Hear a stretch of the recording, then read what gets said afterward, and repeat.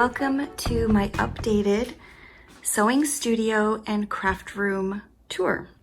It's been a long time since I have filmed one of these, and I recently made a few changes in here, so I thought it would be a great time while it's neat and tidy for me to share an updated tour with you.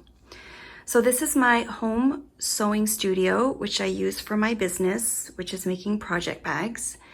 And I also use this room to house all of my crafting supplies, including yarn and any other projects I am working on.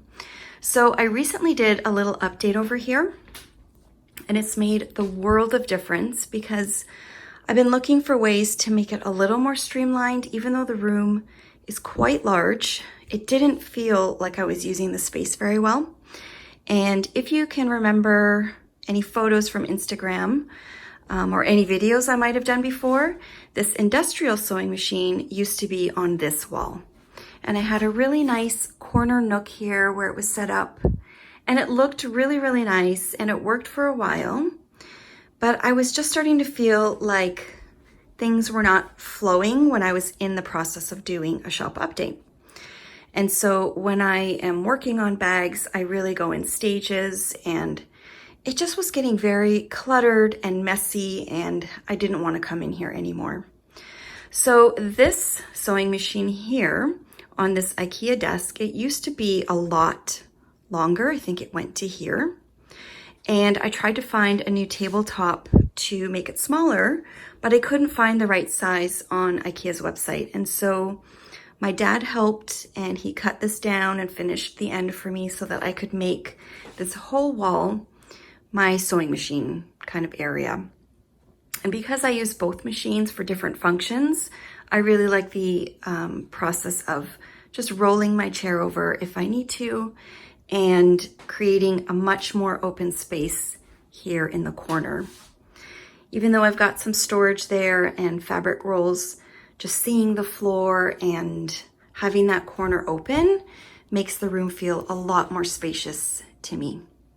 So I'm really happy with that update. James helped my dad, and they did it really quickly, and I love it.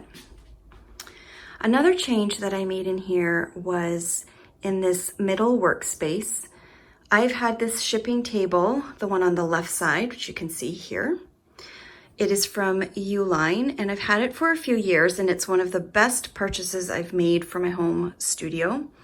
It is high, so you can stand at it and cut things and ship, but it was starting to feel a little bit small.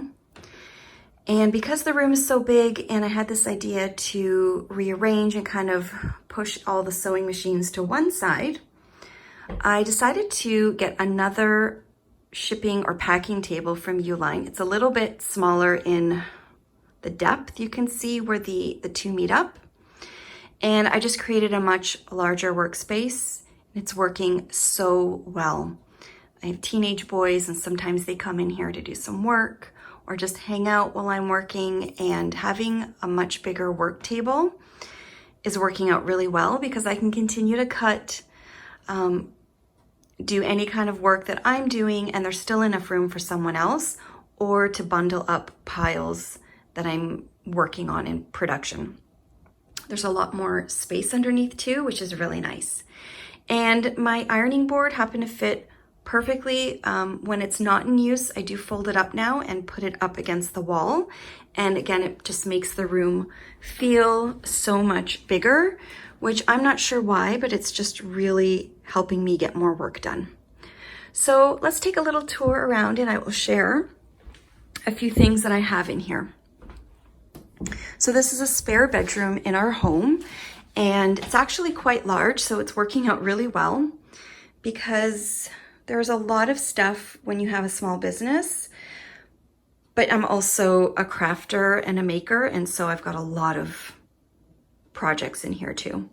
So I've got this little wall here. This hasn't changed, although I think I did update this. This was a gift I had received many, many years ago from my aunt and uncle, and I decided to hang it up here because it's pretty cute.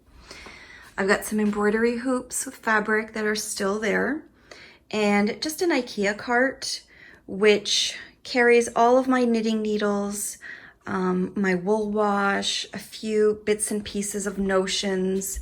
Right now I've got some extra fabric here that I need to pre-wash for a garment. And I haven't found a spot yet for that. So my ball winder. I've got a beautiful bag here, which has some minis. But this corner is, I haven't really been able to organize that any better than it is.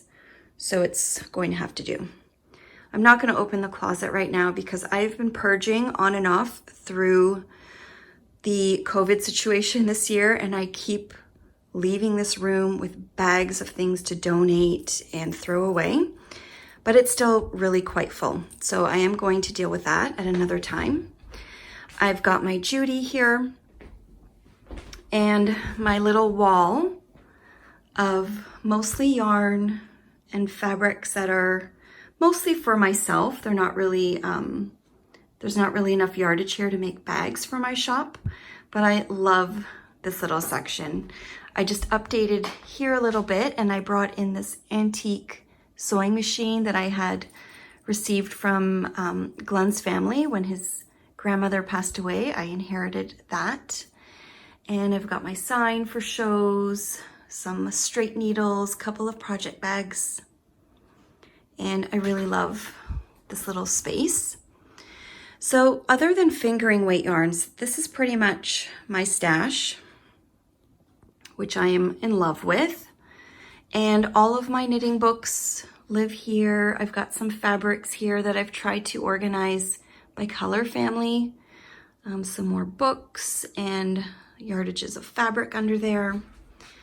I've got my sewing machine supplies here and my first sewing machine, which I'm definitely keeping. And as for the yarn here, I've got these 4 cubbies in the middle. They're all by weight. This section over here, everything on this side is, I believe it's all sweater quantity yarn that I have plans for. And some cute things I have also collected over the years. This basket is really fun. This is basically my hat. I believe it's a hat and mitten project basket. So all the yarn in there and some pom-poms or poofs are all possible hats. So whenever I feel like making a hat, I can just go into that bin and pick something out. I've got yarn with coordinating mohairs in there and some really beautiful pom-poms. So that is a really fun basket. Up here is just overflow of some beautiful stuff that I have acquired in the last few months for a shawl, for another hat, and a few other things. Some of this is actually from when I first started knitting, but it's also pretty, and I've got some art books at the bottom. Some of my pattern making and design books from when I went to university for apparel design. Then I've got my 2 sewing desks, which I'm absolutely loving right now. So some details on what is here. This section here, this is an IKEA. It's not necessarily a desk, but you can buy the desktop and the different pieces to be your legs. So the lamp, the desk, the drawers, the shelves, and the chair are all from IKEA, including this cozy little thing I threw on here. This machine is the Bernina B350, the Patchwork edition, and I absolutely love this machine.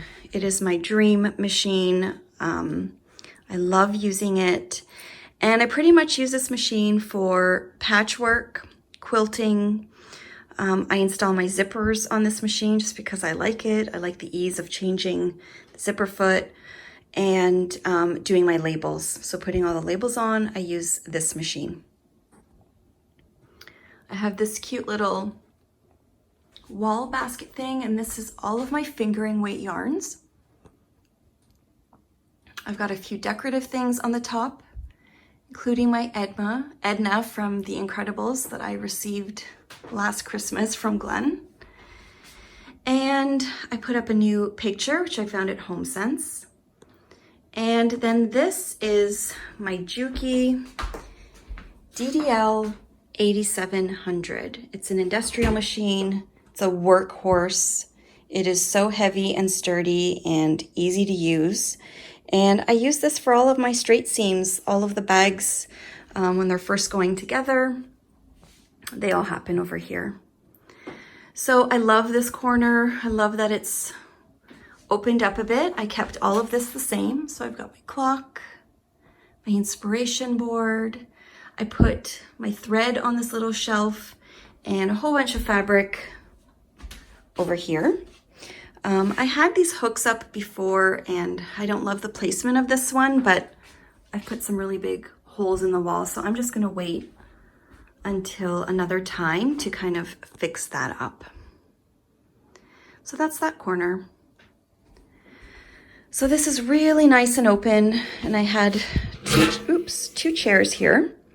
So I'll just give you a little peek. I've kind of found a spot here to put my notebooks. That basket on the left is all leather, leather supplies and tools. I've got my laptop down here, and I'm actually getting a stand so I can just stand it up in there. I got some storage boxes and some paper for shipping, and I actually use it for pattern making sometimes too. So that's a nice little space. Up here I have, of course, my speaker, my wireless speaker. I've got my scissors, my tools, things to write with, my beautiful plants. And my ironing board is here.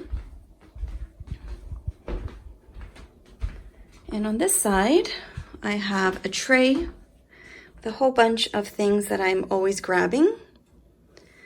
And underneath on this side,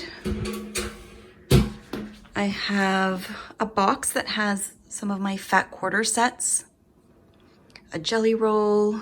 I've got 2 knitting projects in here because I've actually been leaving them in here so that I can take breaks and find time to knit, and that's been working for me. These plastic containers have all of my tassels. And over there I have a Singer, I don't know what you call it, but it's an iron press. So if I'm doing, if I'm fusing the bags, I can just sit down and put on a movie and press away. Down here I have some laundry bins from IKEA that I use for bundling. So right now these are all the bags that have zippers installed and are ready for the next stage. And so they are here waiting until I finish the last pile of zippers so I can start closing up the bags.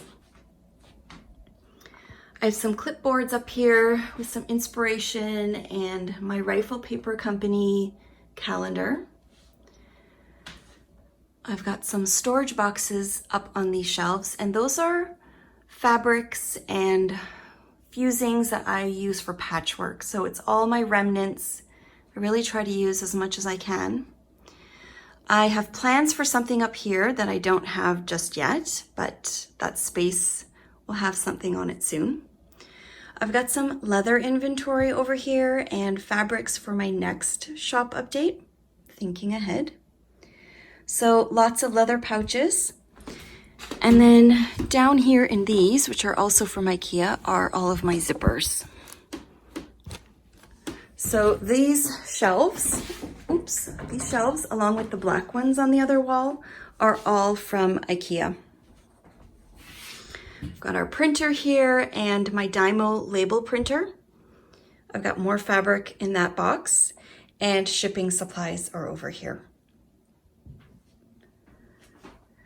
I have a pretty large TV in here, which is nice if we want to put on movies and do something at the table. And over here, these shelves were actually made by my father, who's a steel worker. And I might actually repaint those shelves in the near future, but for now, this is a little setup of more inventory. And so I have leather straps, scissor covers, scissors, measuring tapes.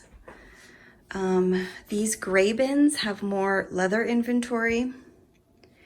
In here are all of my patterns that I've purchased over a few years. Some are even older, so I've got those all in there. And the fabrics down here are for garments.